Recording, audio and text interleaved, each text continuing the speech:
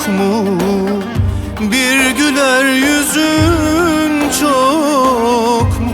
Dağ mısın, taş mısın? Uzak mı? Bu eda, bu hal tuzak mı? Ak mısın, bana yasak mı? Dost musun, düşman mısın? İki gözüm seneler geçiyor, gönül ektiğini biçiyor. Bir selam lütfet, bu ne çok hasret. Gel barışalım artık. Can özüm bahar geldi, dalları kiraz bastı. Yedi kat eller yakınım oldu. Gel kavuşalım artık.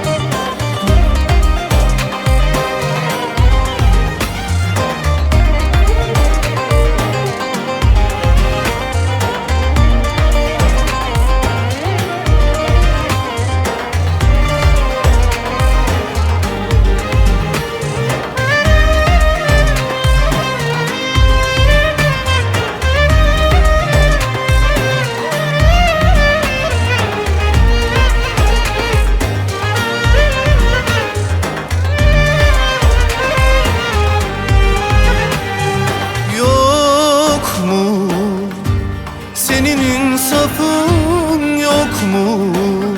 Bir güler yüzün çok mu?